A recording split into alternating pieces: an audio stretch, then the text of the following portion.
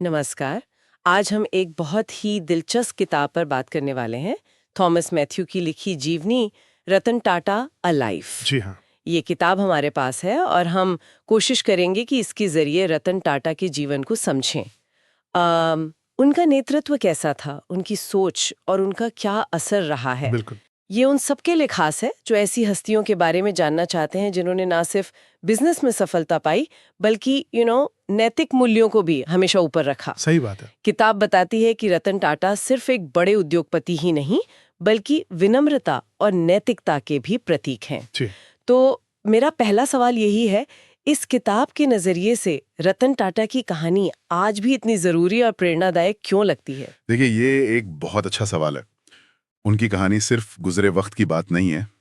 किताब ये साफ करती है कि उनकी प्रासंगिकता सिर्फ बिजनेस की कामयाबियों से कहीं ज्यादा गहरी है। ये इस बात में है कि कैसे उन्होंने बिजनेस की सफलता को मानवीय मूल्यों और समाज के प्रति गहरी जिम्मेदारी के साथ मिलाया। अच्छा। आज की दुनिया में जहां अक्सर फोकस सिर्फ शॉर्ट टर्म मुनाफे पर रहता है, उनकी कहानी एक एक रिमाइंडर है। हाँ। ये याद दिलाती है कि बिजनेस का एक बड़ा मकसद हो सकता है जो सिर्फ बैलेंस शीट तक ही सीमित ना हो। किताब दिखाती है कि उनकी विनम्रता, उनकी नैतिकता, जमीन से उनका जुड़ाव, ये गुण उन्हें एक असाधारण लीडर बनाते हैं और उनकी सीख आज भी शायद पहले से ज्यादा मायने रखती है। वाकई ये संतुलन ही शायद उन्हें खास बनाता है। चलिए, किताब के हिसाब से उनके शुरुआती जीवन पर नजर डालते हैं। उनका जन्म 28 दिसंबर 1947 को टाटा परिवार में हुआ। जी। लेकिन किताब इस बात पर जोर देती है कि इतने प्रिविलेज के बावजूद उनकी परवरिश काफी अनुशासित थी, मूल्यों पर आधारित। हाँ, ये महत्वपूर्ण है। अमेरिका से आर्किटेक्चर पढ़कर जब वो भारत लौटे तो उन्होंने जो रास्ता चुना वो काफी कुछ कहता है। उन्होंने टाटा स्टील में शॉप फ्लोर पर, मतलब बिल्कुल नीचे से काम शुरू किया। बिल्कुल। ये उनकी पारिवारिक हैसियत देखते हुए थोड़ी चौंकाने वाली और बहुत विनम्र शुरुआत थी। हाँ, और ये जो विनम्र शुरुआत थी ना, इसका महत्व सिर्फ दिखाने के लिए नहीं था। किताब बताती है कि कैसे उस जमीनी अनुभव ने उनके अंदर एक नजरिया पैदा किया। अच्छा। हाँ, इसने उन्हें उन असली दिक्कतों को समझने में मदद की जो कंपनी के आम कर्मचारी रोज झेलते हैं। ये अनुभव उनके बाद के कई फैसलों में झलकता भी है। यहाँ एक दिलचस्प कॉन्ट्रास्ट है। एक तरफ इतना प्रिविलेज, दूसरी तरफ खुद को साबित करने और सीखने का रास्ता चुनना। ये सिर्फ मेहनत नहीं थी, शायद ये समझने की कोशिश भी थी कि संगठन की असली ताकत कहाँ है। सही। किताब इशारा करती है कि शायद इसी अनुभव ने उन्हें उस लीडरशिप स्टाइल की तरफ बढ़ाया जो सिर्फ ऊपर से ऑर्डर देने वाली नहीं बल्कि सुनने और समझने वाली थी। ये दिलचस्प है कि कैसे शुरुआती अनुभव बाद की सोच को दिशा दे सकते हैं। अच्छा, अब बात करते हैं उस दौर की जब उन्होंने टाटा समूह की कमान संभाली 1991 में। जी, एक बहुत महत्वपूर्ण समय था वो। हाँ, जब वो चेयरमैन बने, वो समूह के लिए और भारत के लिए भी एक बदलाव का, चुनौतियों का दौर था। किताब उनकी कुछ खास उपलब्धियों को बताती है, कैसे उन्होंने Tata Motors, Tata steel, Tata T और खासकर टीसीएस बिल्कुल। जैसी कंपनियों को न सिर्फ संभाला बल्कि उन्हें ग्लोबल लेवल पर खड़ा किया। और फिर वो बड़े ग्लोबल अधिग्रहण जैसे जगुआर लैंड रोवर और कोरस स्टील, हाँ, ये सिर्फ विस्तार नहीं थे, ये उनकी ग्लोबल सोच के बड़े सबूत थे। बिल्कुल। और इन अधिग्रहणों को सिर्फ कंपनियों की खरीद फरोख्त समझना उनकी सोच को कम आंकना होगा। किताब बताती है कि ये टाटा समूह को एक भारतीय कंपनी से एक ग्लोबल ताकत बनाने की सोची समझी रणनीति थी। जेएलआर और कोरस जैसे बड़े ग्लोबल ब्रांड्स को टाटा में लाना बहुत बड़ा, बहुत साहसिक कदम था। इसने न सिर्फ पोर्टफोलियो बढ़ाया बल्कि दुनिया को यह मैसेज भी दिया कि भारतीय कंपनियां ग्लोबल लेवल पर लीड कर सकती हैं। सही। लेकिन हाँ, ये समझना जरूरी है और किताब शायद इन पहलुओं पर भी रोशनी डालती होगी कि ये रास्ता आसान नहीं था। इन बड़े अधिग्रहणों के साथ इंटीग्रेशन की भारी चुनौतियां थीं। अलग अलग कल्चर मिलाना, पैसों का बोझ संभालना और फिर ग्लोबल मंदी जैसे बाहरी दबाव। हाँ, चुनौतियां तो रही होंगी। उनसे निपटना ही उनके नेतृत्व का असली टेस्ट था। ये सिर्फ खरीदने की हिम्मत नहीं बल्कि खरीदे हुए को सफलतापूर्वक चलाने और बढ़ाने की दूरदर्शिता दिखाता है। हाँ, उन चुनौतियों का जिक्र जरूरी है। अच्छा, और इसी बड़े विस्तार के बीच एक ऐसी पहल जो बिल्कुल अलग थी, टाटा नैनो। यहाँ बात वाकई दिलचस्प हो जाती है। हाँ, नैनो। किताब इसे सिर्फ एक और कार लॉन्च की तरह नहीं देखते, इसे मुनाफे से ज्यादा एक सपने की तरह पेश किया गया है।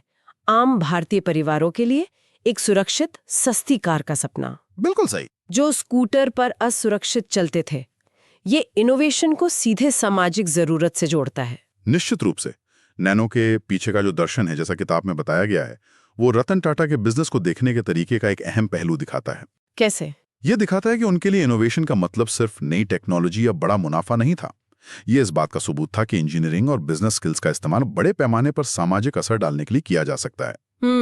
भले ही नैनो अपने शुरुआती लक्ष्यों को पूरी तरह हासिल नहीं कर पाई, उसे कई मुश्किलें आईं, लेकिन उसके पीछे की जो मूल सोच थी कि बिजनेस के साधनों का इस्तेमाल समाज की जरूरतों को पूरा करने के लिए हो, ये उनके मूल्यों का प्रतीक है।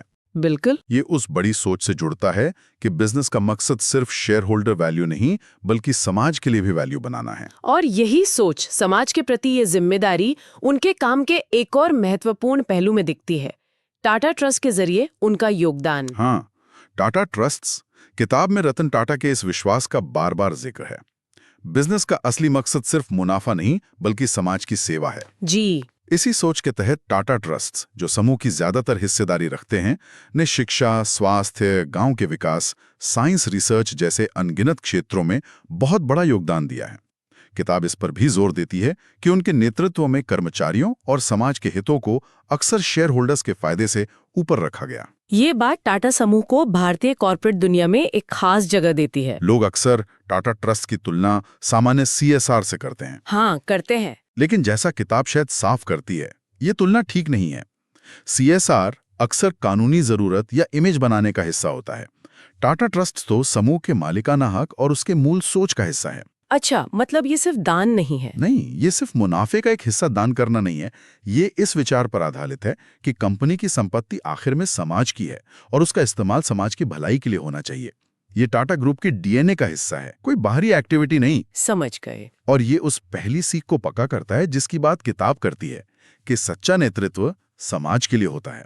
ये दिखाता है कि कैसे इतना बड़ा बिजनेस साम्राज्य स्थायी रूप से नैतिक मूल्यों और सामाजिक सरोकारों पर खड़ा रह सकता है। ओके, चलिए इसे खोलते हैं। उनके नेतृत्व के तरीके और उन मूल्यों की बात करते हैं जिन्होंने ये सब मुमकिन बनाया।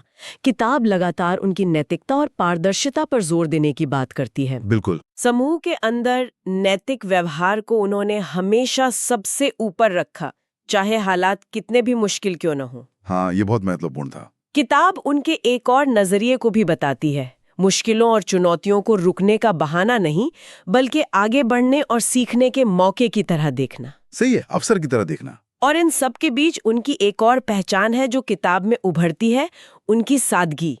अरबों डॉलर के साम्राज्य के लीडर होने के बावजूद वो निजी जीवन में दिखावे और शानो शौकत से हमेशा दूर रहे। हाँ, और ये समझना जरूरी है कि उनकी नैतिकता और पारदर्शिता सिर्फ किताबी बातें नहीं थीं। ये समूह के काम करने के तरीके और उसकी इज्जत की नींव बने। किताब शायद ऐसे उदाहरण देती होगी जहां उन्होंने नैतिक स्टैंड लेने के लिए शायद कुछ नुकसान भी सहा हो। इसी ने वो भरोसा पैदा किया कर्मचारियों, ग्राहकों, समाज के बीच, जो टाटा ब्रांड की सबसे बड़ी पूंजी है। हाँ, भरोसा। आज के समय में जहां कॉर्पोरेट स्कैम्स की खबरें आम हैं, उनका ये मॉडल और भी जरूरी हो जाता है।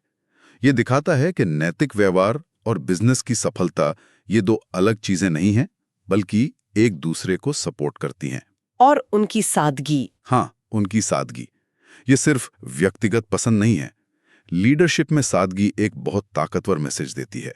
ये जमीन से जुड़े रहने, घमंड से दूर रहने और असली मुद्दों पर ध्यान देने का प्रतीक है। सही। ये सीधे तौर पर किताब की उन मुख्य सीखों से जुड़ता है जिनका हमने जिक्र किया, कि नैतिकता और ईमानदारी ही बिजनेस की असली नींव है और सच्ची महानता अक्सर विनम्रता और सादगी में ही पाई जाती है। बिल्कुल। तो इस पूरी चर्चा और किताब के विश्लेषण के बाद इसका क्या मतलब है? अगर हमें रतन टाटा के जीवन और नेतृत्व से, जैसा इस जीवनी में दिखाया गया है, कुछ सबसे जरूरी सबक निकालने हो, तो वो क्या होंगे? किताब कई बातें बताती है, पर हमारी बातचीत से जो मुख्य बातें निकल रही हैं, वो शायद ये हैं। हाँ, अगर हम इस किताब से मिले सबकों को एक साथ देखें, तो कुछ बातें साफ हैं। पहला, लीडरशिप का आखिरी मकसद सिर्फ संगठन की सफलता नहीं, बल्कि समाज की भलाई होनी चाहिए। टाटा की कहानी दिखाती है कि बिजनेस समाज सेवा का एक ताकतवर जरिया बन सकता है। ठीक है। दूसरा, नैतिकता और ईमानदारी सिर्फ अच्छी बातें नहीं है, ये किसी भी स्थायी और सम्मानित बिजनेस की जरूरी नींव है। भरोसे पर ही लंबे समय की वैल्यू बनती है। बिल्कुल। तीसरा, इनोवेशन को सिर्फ बाजार या मुनाफे के नजरिए से नहीं देखना चाहिए। इसका असली मकसद लोगों की जिंदगी को बेहतर बनाना होना चाहिए, जैसे नैनो की सोच थी। चौथा, विनम्रता और सादगी लीडरशिप के शक्तिशाली गुण हैं। सच्ची महानता खुद के प्रचार में नहीं, बल्कि चुपचाप किए गए काम और उसके असर में है। सही कहा। और आखिर में, चुनौतियों को रुकावटों की तरह नहीं, बल्कि सीखने और बढ़ने के मौकों की तरह देखना चाहिए। यही नजरिया मुश्किल समय में टिके रहने और आगे बढ़ने में मदद करता है। ये सबक सिर्फ बिजनेस स्कूलों के लिए नहीं है, ये जिंदगी के कई पहलुओं पर लागू होते हैं। बहुत खूब। तो संक्षेप में कहें तो थॉमस मैथ्यू की ये किताब रतन टाटा अ लाइफ हमें एक ऐसे लीडर के सफर पर ले जाती है जिसने न सिर्फ भारत के सबसे बड़े बिजनेस ग्रुप्स में से एक को नई ऊंचाइयों पर पहुंचाया, जी हाँ, बल्कि ऐसा करते हुए मानवीय मूल्यों, अटूट नैतिकता और समाज के प्रति गहरी जिम्मेदारी का एक दुर्लभ उदाहरण भी पेश किया। ये किताब सफलता और सिद्धांतों के मेल की एक प्रेरणादायक कहानी है। निश्चित रूप से। और जाते जाते श्रोताओं के लिए एक विचार छोड़ना चाहूंगी जो इस किताब में बताए गए मूल्यों से ही जुड़ा है। जी, रतन टाटा ने अपने समय में बिजनेस के लक्ष्यों और सामाजिक जिम्मेदारियों के बीच एक संतुलन बनाने की कोशिश की, जैसा हमने बात की। आज के इस बहुत ज्यादा कॉम्पिटिटिव और तेजी से बदलते माहौल में, जहां दबाव बहुत ज्यादा है, हाँ, हम उनके उदाहरण से सीखते हुए आज और आने वाले कल के लिए बिजनेस और समाज के बीच ये नाजुक संतुलन कैसे बना सकते हैं। ये एक ऐसा सवाल है जिस पर हम सभी को, चाहे हम किसी भी रोल में हों, गंभीरता से सोचने की जरूरत है। एक बहुत जरूरी और सोचने पर मजबूर करने वाला सवाल। और इसी सवाल के साथ हम आज की ये चर्चा यही समाप्त करते हैं। उम्मीद है थॉमस मैथ्यू की किताब रतन टाटा ए लाइफ के जरिए रतन टाटा के जीवन, उनके नेतृत्व और उनके मूल्यों पर यह बातचीत जानकारी भरी और प्रेरणादायक रही होगी।